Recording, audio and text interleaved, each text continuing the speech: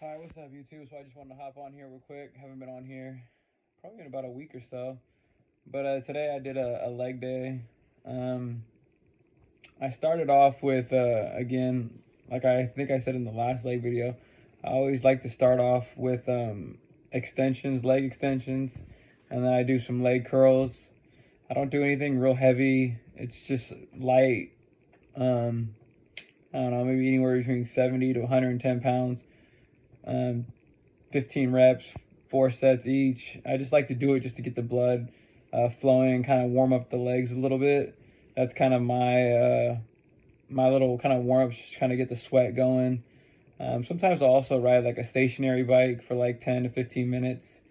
Again, nothing too crazy, just to kind of get the body warmed up, the muscles firing, and get them ready to go into my workout. I'll also finish off with extensions and curls sometimes, and I'll ride the bike beforehand to warm up. And another good thing is I have a video on here too. After my workout, I like to foam roll, and I have like a full body foam rolling routine on my channel. So if you're interested in that, you should go check that out. But yeah, back to the leg day. So I started off with the extensions for your quadriceps. For those of you who don't know what that is, it's the muscles in the front of your leg, and then the hamstrings, the muscles in the back of your legs. So warm those up, and then I got into barbell squats. Again, I'm not like a power lifter or anything like that. I don't go super heavy. I just worked up to like 225 today and did that for 4 sets of 12 reps.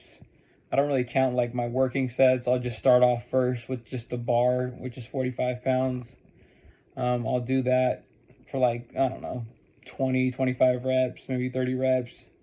Again, just to kind of get my muscles ready and activated for, they're not even really heavier sets. 225 is really not that heavy to be squatting. But I just prefer not to go like super heavy. It's never been my thing. But yeah, so I did the bar, and then I did 135 for like 15 reps. And then I kind of got into my what I call working sets, which was just 225. Did 4 sets of 12 of that. And then I got into I did deficit reverse lunges. So I stacked 2 45-pound plates up, and then I bring both my feet on the plate, and then I just do a reverse lunge, and just basically your toes tapping the bottom, and then you're driving up with your front leg. I like to drive up through my heel. That's just my personal preference. It really hits the quad for me, and then it also activates the glute, depending how long your stride is in the back. I did it with 135, but you don't even really need to do that much. If you go lighter, I kind of feel like you feel it a little bit more if you slow down the movement, especially if you slow down any type of movement. I feel like you slow down the eccentric portion of the movement where you're lowering the weight. You'll notice that you can't do as much as you think you are. A lot of us tend to ego lift, and you'll see people in the weight room using momentum and swinging weight around. And everybody has their personal preference, their personal goals, what they're trying to achieve. But if you're really trying to like build your physique, obviously yes, the more you can lift, the stronger you are. But if you're trying to just be in there for to like build your body, I like to train to look good naked. It's kind of corny, but hey, whatever. So really focus on contracting the muscle and not so much moving the weight.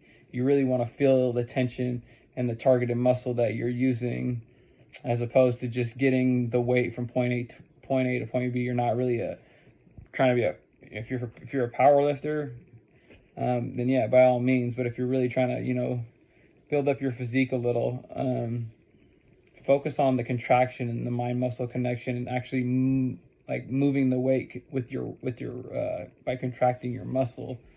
If it doesn't feel right, you're probably not doing it right. You should really feel it in the targeted muscle that you're trying to focus on. Anyways, kind of gone off on a little tangent right there.